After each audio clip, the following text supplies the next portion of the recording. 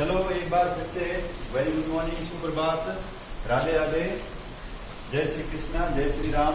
एक बार फिर से हम हमारी पिछली संस्कृत की क्लास जिसमें हमने वर्ण टॉपिक वर्ण प्रकरण को शुरू किया था, उसमें अपन ने पहला भाग पढ़ा था वर्ण का, जिसका नाम था अच यानी कि स्वर।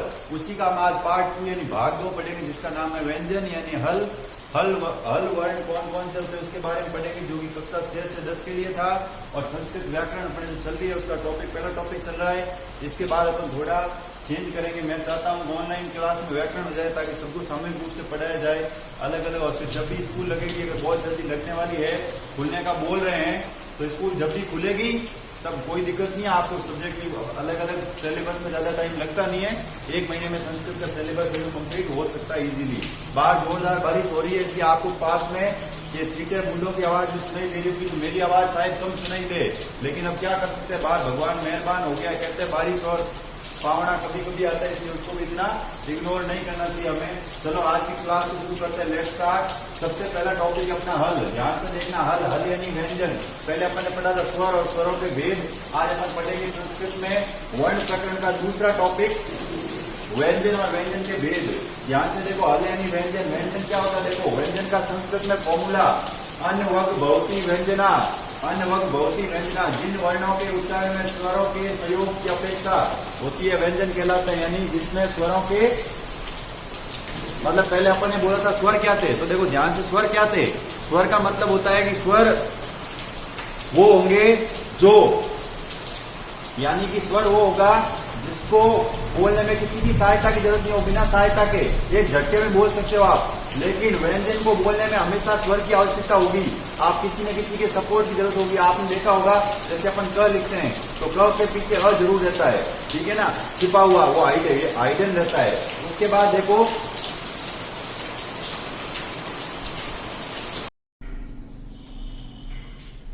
चलो देखो दूसरा पार्ट है अपना वर्ण प्रकरण 2 में भाग 2 में, जहां से हल व्यंजन। व्यंजन का फॉर्मूला संस्कृत में देखो, इसकी परिभाषा होगी अन्य वग भवती व्यंजना, जिन वर्णों के उच्चारण में स्वरों के सहयोग की अपेक्षा होती है व्यंजन कहलाते हैं। यानी कि जिन व्यंजनों के उच्चारण करने में स्वरों की अपेक्षा हो, यानी जिनको बोलने में ज्यादा समय लगे, वो क्या कहलाएंगे, व्यंजन। वस्तुतः व्यंजन अर्धमात्रिकम आधे होते हैं।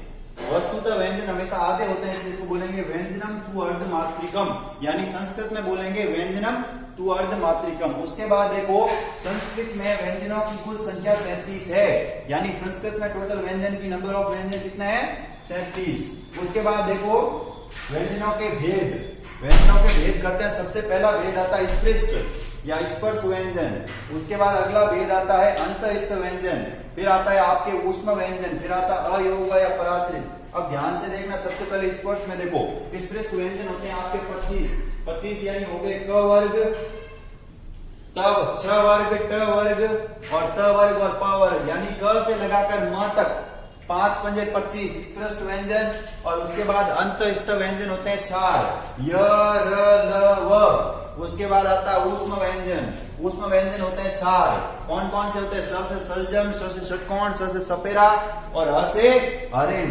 उसके बाद होते हैं पराश्रित या अयोग, जिनको बोलते हैं, ये होते हैं 4। एक होता है विसर्ग, एक होता है अनुस्वार और एक होगा जीवामूल्य और एक होगा उपपद मानिए, ठीक है ना। वापस तो ये अपना हो गया। एक बार वापस देखो, व्यंजन है अपन दूसरा भाग पढ़ा। दूसरा भाग है व्यंजन।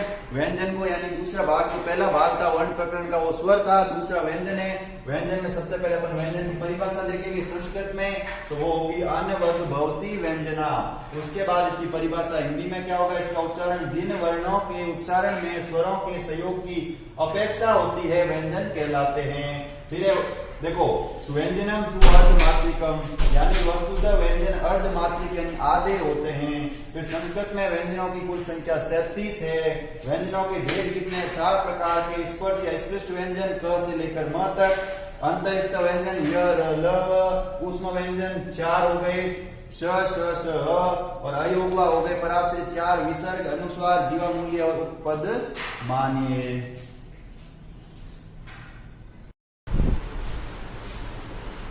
चलो लेट्स स्टार्ट नाउ।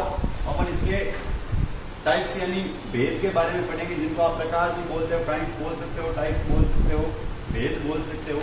सबसे पहला भेद अपन इसको ओपनली पढ़ते हैं, मतलब खोल के थोड़ा डिस्क्राइब करके। स्पर्श यानी स्पष्ट व्यंजन, यानी जिनको बोलने में स्पर्श करने में बोला जाए, जैसे इसकी परिभाषा होती है कादयो मा वसानः स्पर्शा समापनः, यानी क आदय आरंभ, क से आरंभ, क का मतलब आदय यानी आरंभ, और म अवसान। क आदय, आदय का मतलब होता है आरंभ और अवसान का मतलब होता है समाप्ति, यानी क से शुरू हो म तक आए, उसको क्या बोलते हैं स्पर्श व्यंजन। यानी क से म तक, क से लेकर म तक 25 व्यंजन वर्ण स्पष्ट व्यंजन कहलाते हैं। अब कौन कौन सा पहले वर्ग को संस्कृत में कु बोलते हैं, यानी क वर्ग, क ख ग घ और अंग। फिर है छू वर्ग, च वर्ग च च ज झ इय। फिर टू वर्ग ट वर्ग ट ठ ड ढ अणा। फिर तू वर्ग त वर्ग त थ द ध न। फिर पू वर्ग यानी प वर्ग हो गया प फ ब भ और म। अब दूसरा नाम, इन सभी को उदित वर्ण भी कहते हैं, यानी सारे स्पर्श व्यंजन क्या कहलाते हैं, उदित वर्ण। उसके बाद अगला अपना टाइप है अंतस्थ। अंतस्थ व्यंजन यानी यणो अंतस्था, यानी यण प्रत्याहार में आने वाले 4 वर्ण य व र ल क्या कहलाते हैं, अंतस्थ, यानी यण प्रत्याहार में आने वाले 4 वर्ण क्या कहलाते हैं, अंतस्थ। एक बार वापस देखना ढंग से। स्पर्श यानी स्पष्ट व्यंजन परिभाषा है कादयो मा वसानः स्पर्शा समापनः, टोटल होते हैं 25। उसके बाद क आदय आरंभ, यानी क से आदय और म पर अवसान, यानी क से आरंभ होना और म पर समाप्त होना क्या कहलाता है, स्पर्श व्यंजन। उसके बाद देखो क से लेकर, यानी इसकी परिभाषा का मतलब हो गया क से लेकर म तक 25 व्यंजन वर्ण हमेशा क्या कहलाते हैं, स्पष्ट व्यंजन। उसके बाद है कु वर्ग में क वर्ग में क से ङ तक, सु वर्ग यानी छ वर्ग में 5, टू वर्ग ट की फैमिली के 5, टू वर्ग त फैमिली के 5 और टू वर्ग प फैमिली के 5। इन सभी को आप उदित वर्ण भी बोलते हैं। उसके बाद अगला है अंतस्थ व्यंजन, इसकी परिभाषा होती है यणो अंतस्था, ये 4 होते हैं यण प्रत्याहार में आने वाले 4 वर्ण य व ल क्या कहलाते हैं, अंतस्थ व्यंजन। उसके बाद पढ़ते हैं आगे का। चलो आखिरी मतलब इसका तीसरा पार्ट है ऊष्म वर्ण और आखिरी है चौथा अयोग हुआ। अब देखो ऊष्म वर्ण कौन, ऊष्म वर्ण का सूत्र यानी फॉर्मूला होता है संस्कृत में परिभाषा श्लोष्माणः, यानी सल प्रत्याहार में आने वाले 4 वर्ण श श स ह ऊष्म वर्ण कहलाते हैं। उसके बाद चौथा अपना लास्ट है अयोग हुआ या पराश्रित। पराश्रित में इसका अर्थ छुपा है, देखो छिपा है, पर आश्रित यानी दूसरों के ऊपर आश्रित रहने वाले, ये भी 4 होते हैं, इनकी नंबर ऑफ काउंटिंग। उसके बाद देखो सबसे पहला होता विसर्ग, ये आप सबको पता है विसर्ग है, देखो इसको अपन पढ़ते हैं अ। जैसे मैंने एक राम शब्द लिखा, ये हिंदी का एक सार्थक शब्द है, मैं इसके पीछे विसर्ग लगा दूं रामः, ये संस्कृत शब्द बन गया।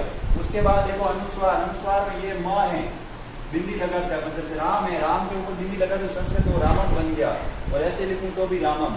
उसके बाद है जीवा मूल्य, जीवा मूल्य में ये वाला आ जाए क के आगे ये निशान आपको जो दिख रहा है ये लगाना, इसका मतलब वो क्या है, जीवा मूल्य।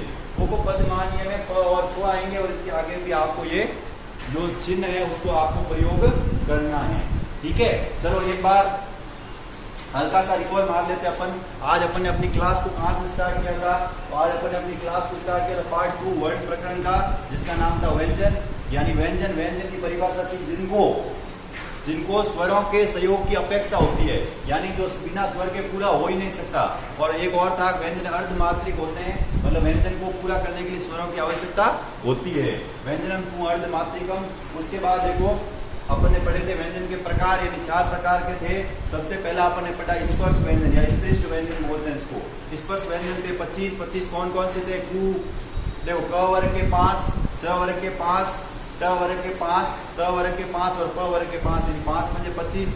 उसके बाद अपन ने दूसरा भाग पढ़ा था स्पर्श के बाद में ऊष्म वर्ण, मतलब दूसरा भाग कौन सा था भाई, दूसरा पार्ट देखो उसके बाद अपन ने पढ़ा दूसरा था अंतस्थ। क्या था? अंतस्थ। अंतस्थ था आपके य र ल व। य व र ल लिखा था मैंने, वो थोड़ा बोलने के उच्चारण के हिसाब से य और व को बोलने में बहुत कम समय लगता है, र ल को बोलने में ज्यादा समय लगता है। य व को स्वर की अपेक्षा माना जाता है, इनको बोलने में बहुत कम समय लगता है, इसलिए मैंने अंतस्थ 4 पढ़े थे। य व र ल यणु अंतस्थ, यानी यण प्रत्याहार में आने वाले 4 वर्ण य व र ल क्या कहलाते हैं?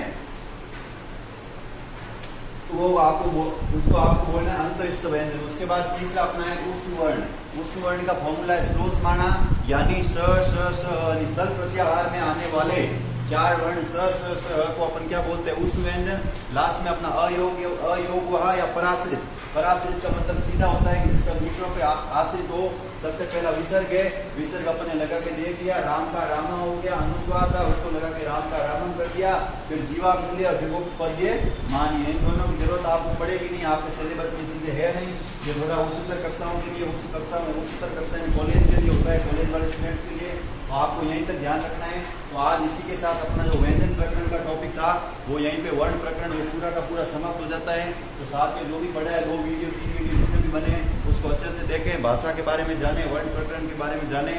और बहुत जल्दी शायद अच्छी न्यूज आने वाली है, स्कूलें खुली है पूरे भारत में कहीं ना कहीं, तो शायद जहां तक शायद क्या 100% तय है, अगर भगवान करे तीसरी लहर कोरोना की नहीं आए तो अपने भी स्कूलें खुलने के पूरे चांसेस है। तो आपको जब तक आप मस्त पढ़ाई करो घर पे, क्योंकि इस बार 10th बोर्ड का एग्जाम 100% होगा, 8th बोर्ड का भी होगा, इसलिए आप कंफ्यूज नहीं हुए भाई कि होगा ही नहीं हमारे पहले वालों की तरह। अभी जो आप देख रहे हो 80 से 100% के बीच, उसकी कोई वैल्यू नहीं है।